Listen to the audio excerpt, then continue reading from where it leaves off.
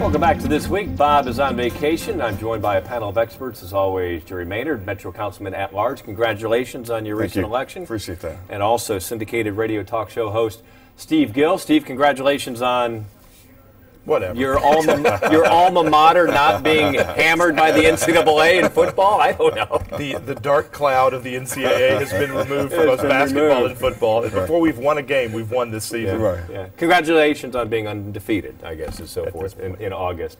Gentlemen, let's talk about a serious subject. Earlier this week, Adolfo A. Birch, Supreme Court Justice in Tennessee from 1983 to 2006, first African-American appointed by Ned McWhorter.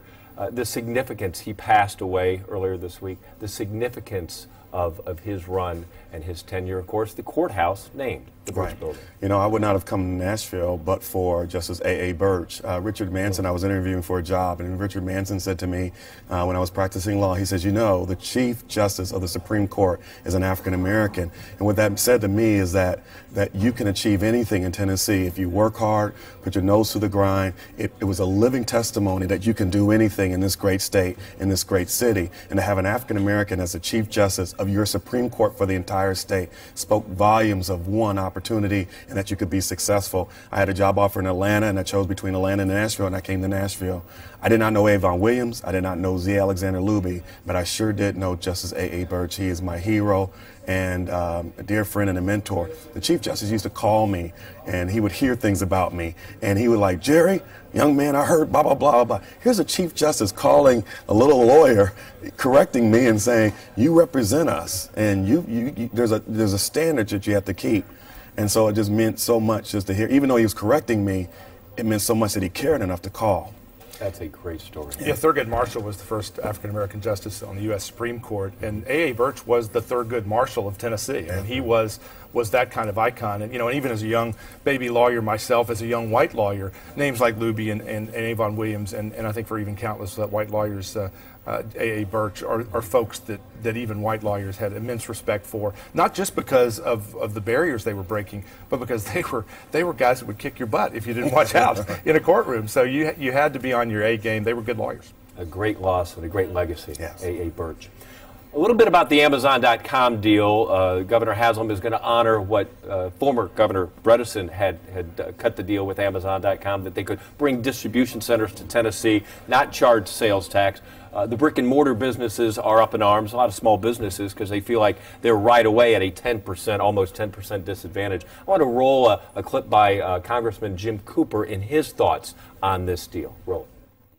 You want to make sure the brick and mortar businesses have a chance to survive in the internet world, because you can't just do everything in a virtual world. You also want a governor that honors the promises made even by his predecessor. So how do you get all this figured out?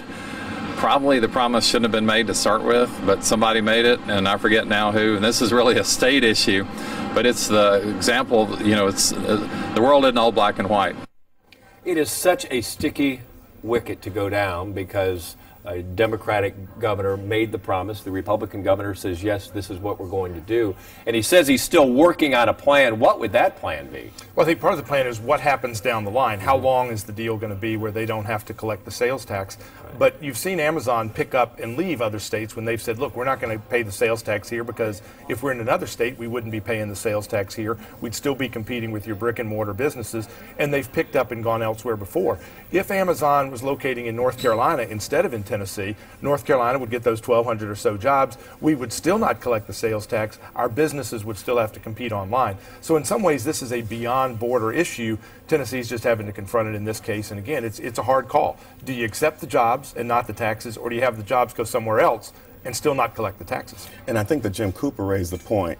Will we lose jobs from the existing companies that are already here because they're not competitive with Amazon? I'm not sure I buy that. I kind of agree with Steve. I think for the first time since we've been doing this, I agree with Steve that you want to bring the jobs here. That's what we're hurting for. We need those jobs, and whether we collect the sales tax or not, I think is not as important as bringing those 1,200 jobs that are guaranteed. We don't know whether we'll have an economic impact on the brick and mortar existing businesses right now, but we do know we lose those 1,200 jobs. Let's get those jobs in, and we don't have to give them all these sweet sweetheart deals. So I think that we should go ahead and bring Amazon here and create those jobs. And part of the challenge is looking at a global economy down the road where you're going to have more internet, you're going to have more purchases like that, but also that personal contact in business is becoming more and more important because there's less and less of that. We've got a client that we're working with that has made a ton of money in online sales over time. They're now actually moving their focus to their brick and mortar operation because you've got folks online that'll pick between two different companies based on 10 cents difference. Right. And so you've got people going in, trying on clothes and boots and shoes in a store and then ordering it online to save $5. So that personal contact is becoming more important. They're actually shifting more of their attention to the bricks and mortar where they have that personal contact. Maybe we see more of that down the line. All right, we will keep an eye on that. Now, you talk about agreeing. I promise you this next subject, you will be divided. I want to set the scene, though. Have some fun here. Art imitating life. This is a clip from the TV show West Wing. This is a presidential debate. Jeb Bartlett, the incumbent, is taking on a Republican played by James Brolin, which is a huge stretch because he's married to Barbara Streisand.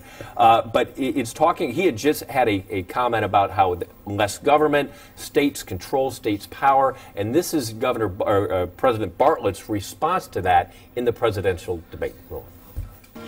You think states should do the governing wall to wall. That's a perfectly valid opinion. But your state of Florida got $12.6 billion in federal money last year from Nebraskans and Virginians and New Yorkers and Alaskans with their Eskimo poetry. 12.6 out of a state budget of $50 billion. I'm supposed to be using this time for a question, so here it is. Can we have it back, please? Game on!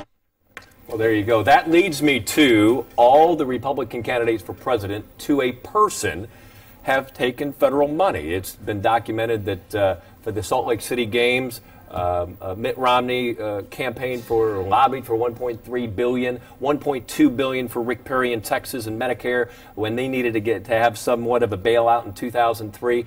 How can an American voter square in their head, if they're voting Republican, on which candidate? Less government, but, oh, I have it on my resume, I've taken money from the federal government. Steve? Well, first of all, I would say, to correct you, there is no federal money. There is our money as taxpayers that we send to Washington, then they dribble part of it back after they take a pretty huge covering cost for it going there and coming back to us. In a lot of these states, if they would stay out of our business, off our back, and out of our pockets, we'd do better without sending it there and having it come back. Just this week, we were talking about a story where in Nevada, part of the stimulus plan, we sent $500,000 as part of the stimulus to plant trees. They planted 2,000 trees at a cost of $250 a piece. They created 1.72 jobs with that $500,000. I'm confident that whether it's Florida on that show or Tennessee here, we can spend our money a little better than $500,000, $250 a tree when you can go on the Arbor Day Foundation website and buy them for $4 a piece. Steve uses it as an extreme example. Well, let me tell you about the real deal here in Nashville.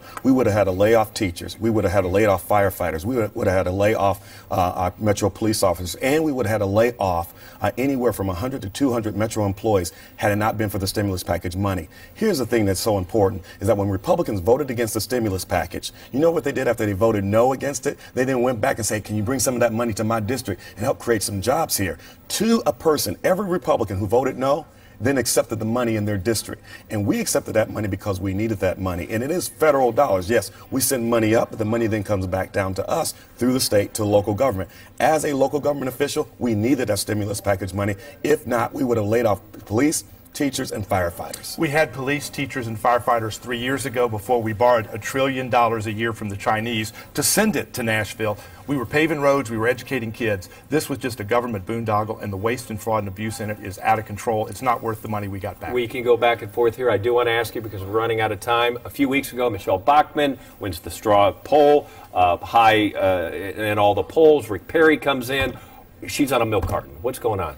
I would say go back 4 years ago. At this stage of the game, President Hillary Clinton couldn't lose. And then there was a guy named Barack Obama who came out of nowhere. This is a fluid deal. It's going to change a lot. We still may see Sarah Palin. One answer. Rick Perry's crazier than Michelle Bachmann, so the Republicans are trying to nominate the most craziest person they can. Rick's crazier. Three-time governor of Texas. People in Texas have liked him pretty well. Read his book. 20 seconds. Pat Summitt, your reaction. Classy lady. I'm happy to wear an orange tie in her support today. I actually was a grad assistant, helped work the men's practice team for her. Thank God I played for the men's team there because I wasn't man enough to play for her. I'm sympathetic to dementia because she's going to kick its butt. Good deal. Jerry, Thank you. Steve, thank you for your time. Good stuff as always. We'll be right back on this one.